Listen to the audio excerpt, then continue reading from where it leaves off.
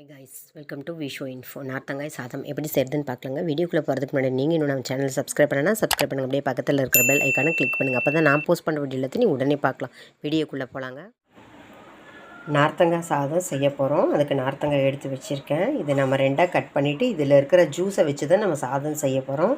அதுக்கு தகுந்த மாதிரி இதிலேருந்து ஜூஸை மட்டும் நம்ம எடுத்துக்கலாங்க.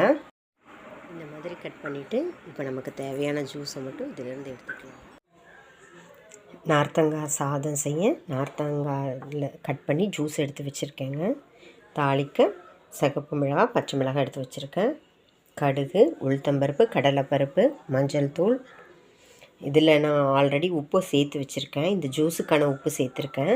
சாதத்துக்கு தனியாக உப்பு சேர்க்கணும், அதனால் உப்பு எடுத்து வச்சுருக்கேன். சாதம் பச்சரிசி, புழுங்கல் அரிசி, உங்களுக்கு எந்த ரைஸ் நீங்கள் டெய்லி செய்வீங்களோ அந்த ரைஸ் எடுத்துக்கலாம். நான் சாதம் வேக வச்சு ஆற வச்சு எடுத்து வச்சுருக்கேங்க. கிட்டத்தட்ட லெமன் ரைஸ் மாதிரி தான் இருக்கும். ஆனால் லெமன் ஜூஸுக்கு பதில் இந்த நார்த்தங்காவோட ஜூஸ் எடுத்து வச்சுருக்கேன். இப்போ எப்படி செய்கிறதுன்னு பார்க்கலாங்க. தாளிக்கு எண்ணெய் எடுத்துக்கணும் எப்பவும் போல். ஒரு பேனை ஹீட் பண்ணி வச்சுருக்கேங்க. இப்போ நம்ம ஒரு டேபிள் ஸ்பூன் ஆயில் சேர்த்துக்கலாம். சாதத்துக்கு அப்புறம் தேவைப்பட்டதை தாராளமாக சேர்த்துக்கலாம். இப்போ நான் ஒரு டேபிள் ஸ்பூன் சேர்த்துக்கிறேன். ஆயில் ஹீட் ஆகட்டும். நம்ம சேர்த்த ஆயில் ஹீட் ஆகிடுச்சு. இப்போ நம்ம எடுத்து வச்சுருக்கிற கடுகு சேர்த்துக்கலாம். கடுகு வெடிக்க ஆரம்பிச்சிருச்சு. இப்போ நம்ம உளுத்தம்பருப்பு, கடலைப்பருப்பு கூட பெருங்காயத்தூள் சேர்த்து எடுத்து வச்சுருக்கோம். அதையும் இப்போ சேர்த்துக்கலாம். ஒரு தடவை மிக்ஸ் பண்ணிக்கலாங்க. லைட்டாக கலர் சேஞ்ச் ஆனதுக்கப்புறம் நம்ம எடுத்து வச்சுருக்கிற பச்சை மிளகாய், சிகப்பு மிளகாய் சேர்த்துக்கலாம். மஞ்சள் தூளும் சேர்த்துக்கலாம். நிறைய பேருக்கு மஞ்சள் தூளோட பச்சை ஸ்மெல் பிடிக்காது. அதனால் இந்த மாதிரி தாளிக்கும் போது அதையும் நம்ம சேர்த்துக்கலாங்க. பாருங்கள், இதை இப்போ சேர்த்துக்க போகிறோம். லைட்டாக கலர் சேஞ்ச் ஆகட்டும். பச்சை மிளகாய், சிகப்பு மிளகாய் சேர்த்துக்கலாம். அப்புறம் மஞ்சள் தூள் சேர்த்துக்கலாம். இதெல்லாம் நல்லா ஒரு தடவை மிக்ஸ் பண்ணிக்கலாங்க. நல்லா மிக்ஸ் பண்ணிவிட்டு நம்ம இப்போ அடுப்பு ஆஃப் பண்ணிடலாம். ஏன்னா கலர் நமக்கு பருப்பெல்லாம் கலர் கரெக்டாக வந்திருக்கு. இப்போ ஆஃப் பண்ணிடலாம். இப்போ சாதத்துக்கு தேவையான உப்பை சேர்த்துக்கலாம். ஓரளவுக்கு நம்ம மதிப்பாக போட்டுக்கலாங்க. அப்புறம் செக் பண்ணி தாராளமாக அப்புறம் சேர்த்துக்கலாம். இப்போ இதை நல்லா மிக்ஸ் பண்ணிக்கலாங்க. ஒரு தடவை இது நல்லா மிக்ஸ் பண்ணிவிட்டு ஒரு செகண்ட் கழித்து நம்ம எடுத்து வச்சுருக்கிற சாதத்தை போட்டு அப்புறம் அந்த நார்த்தங்காய் ஜூஸை போட்டு கிளறிக்கலாங்க.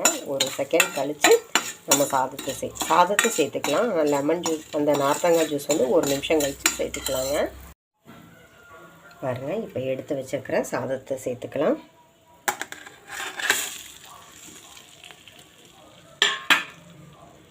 அதுக்கப்புறம் நார்த்தங்காய் ஜூஸ் சேர்த்துக்கலாம்.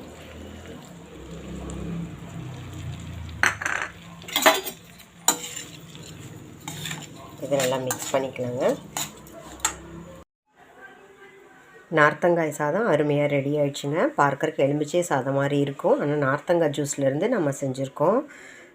நிறைய சத்துக்கள் இருக்குங்க நார்த்தங்காயில். அதனால் கிடைக்கும்போது தாராளமாக பயன்படுத்துங்க. நார்த்தங்காய் ஊறுகாய் எல்லாருக்கும் தெரியும். அப்புறம் நார்த்த உருண்டைன்னு சொல்லிட்டு ஜீரணமாகாத டயத்தில் செஞ்சு வச்சுப்பாங்க. இதெல்லாம் நான் சொல்கிறது எல்லாமே ட்ரெடிஷ்னலாக வந்த ரெசிபீஸுங்க. நார்த்த சாதம் எத்தனை பேருக்கு தெரியும்னு தெரியல. தெரிவிக்கிறதுக்காக தான் இந்த வீடியோ. தெரிஞ்சவங்க ஓகே, தெரியாதவங்களுக்காக இந்த வீடியோ. அதில் அந்த ஜூஸ்லேருந்து தான் நம்ம இதை எடுத்து செய்கிறோம். அதுக்கப்புறம் அதோட சதப்பகுதியை வச்சு நம்ம எப்பவும் போல் ஊறுகாய் போட்டுக்கலாங்க. ட்ரை பண்ணி பாருங்கள். சூப்பரான ரெசிபி, சத்துக்கள் நிறைந்த நார்த்தங்காய் சாதம் ரெடிங்க. நீங்கள் இதுக்கு எப்பவும் போல் அப்பளம், வடாம் இதெல்லாம் வச்சு சாப்பிட்லாம். இல்லை எலுமிச்சை ஊறுகாய், நார்த்தங்காய் ஊறுகாய் கூட கொடுத்துட்டு சாப்பிட்லாங்க. எதுவுமே இல்லைன்னா வெறும் சாதமே சாப்பிட்டா சூப்பராக இருக்கும். ட்ரை பண்ணி பாருங்கள். என்னங்க, இந்த ரெசிபி உங்களுக்கு பிடிச்சிருந்தா லைக் பண்ணுங்கள், ஷேர் பண்ணுங்கள், கமெண்ட் பண்ணுங்கள். ஞாபகமாக சப்ஸ்கிரைப் பண்ணுங்கள். ஓகே, பாய்.